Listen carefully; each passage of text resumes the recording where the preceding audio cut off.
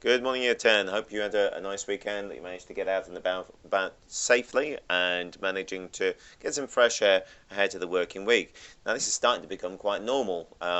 Think about everybody else. This is the first day for most other students of their home working, but hopefully you're starting to get into some sort of routine, and I'm hoping that I can help you out today with that. Now, what we're going to be doing is we're going to be looking at metals. This actually is a lesson that I planned for when I was away on the Wednesday working with the Year 11s on their practical, which never happened because the school closed. However, it is something that I need us to do, and so I want to get it out of the way on this, our theory lesson. What I've done is I've created this.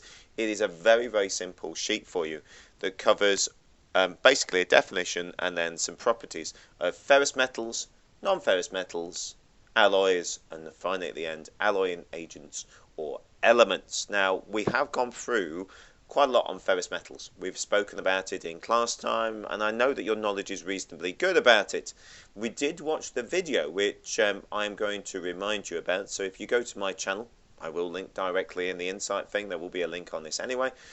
And I'll try and stick it in your home working one as well. But you will find that I have got a number of different videos, and one of those is just purely about, and I think it's in this section for Year 10, it's about different types of ferrous metals and their different properties. Let me just see, bring it up and come down.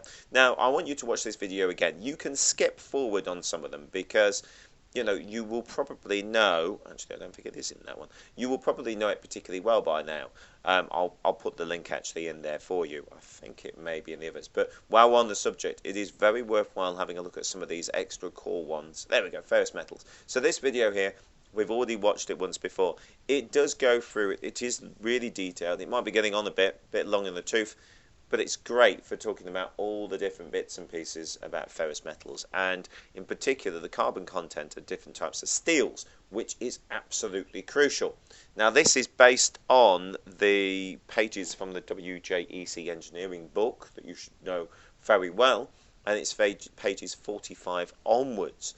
You're probably thinking, well, I haven't got that textbook. Well, luckily, there should be links and images to all these pages, and I'll just go back on my Google Drive. What I've done is I've created a Year 10 Engineering and a home working folder for you with this one, home working lesson 2.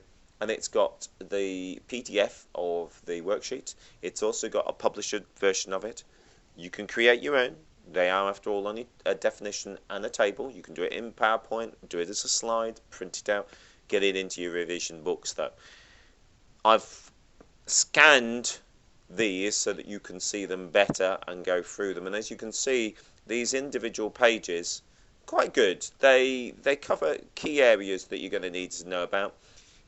It's not as detailed as we have done in the past. I mean, it really only wants you to know about mild steel, high carbon steel, stainless steel and cast iron. I'd like you possibly to also think about medium carbon steel, because we know that's used for railway tracks. It's used for a number of different things, guitar strings, suspension bridge, cables, that type of stuff. And it's the carbon content that's really important, because as you know, as the carbon content gets higher, things become a lot tougher. So it's very, very good strength. The only problem is that they also become brittle. So it's largely that same type of thing. Stainless steel has been put into this one as a ferrous metal, but of course it is actually an alloy because it has nickel and chromium into it. Now that does bring up something that we'll look at in a short while. You've got the non-ferrous metals. Now I've been looking around for a video on these, but if I'm honest with you, they're pretty straightforward. You need to know a little bit more. You need to know a little bit more about their properties than possibly we've gone over previously. I'd like you to use the internet to try to help you on that one. It shouldn't be too much of difficulty. Please excuse the not wonderful scanning. I had to repair my scanner over the weekend so that I had some way of actually taking photographs, because taking photographs with my phone, it doesn't quite work as well, although you can see I went and chopped it off here. But really, it's just made up of, and aluminium is made of aluminium, lead is made of lead, copper is made of copper, gold, surprisingly enough, is made of gold, and brass is made of copper and zinc. So it's the only one you really need to know about. And it does chop a little bit of the writing off on this right-hand side about alloys, but you should be able to find quite a lot of information on this on technologystudent.com. Now, technologystudent.com, great little website. May not look super up to date, but actually the guy who creates it does keep it up to date with all the engineering stuff. At the bottom here, click in the Technology Student search one, put in non-ferrous, search it, and it will give you loads and loads of cards about the non-ferrous ones.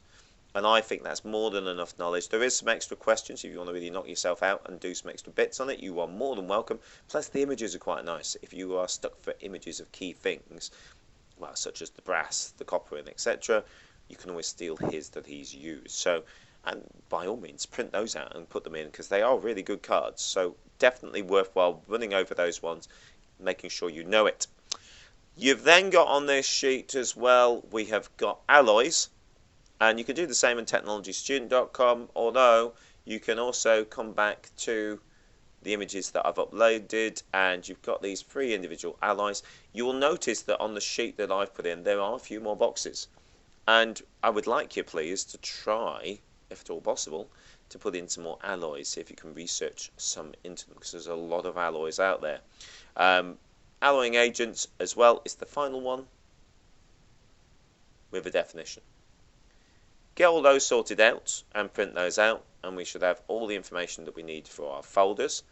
I would say as well, if you are thinking, if you manage to do that in under an hour and you're a bit at the loose end, you have got this which talks about stock sections that you find steel distributed in. I would like you as an extension task to draw those and just make sure you've got your names of them underneath it.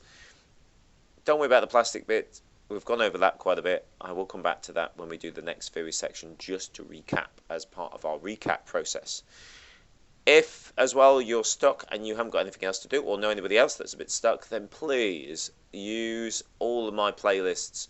There is quite a lot for year 10 and year 11 if you go into the playlist. They are a selection of video topics which are interesting videos that I have chosen that I think are well worth. You've got everything from sort of drawing, like your first and third angle. Also, you've got your isometric, your 2-point, single point, even 3-point perspective. So if you get bored, that's a great place to start. You've got all these core knowledge ones as well, where there's loads of different videos in here. They cover a range of different subjects. And if you find yourself a little bit bored, want to actually have a look at something, then it's well worth doing.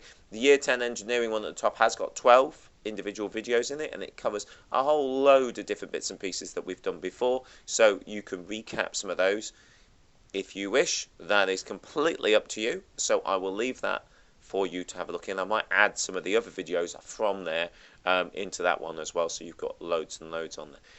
Feel free to share this with other people you know that come from different schools that might not have the resources that we have. I'm more than happy for you to do that if you wish. Lastly, for me, it's just to say to keep yourself safe.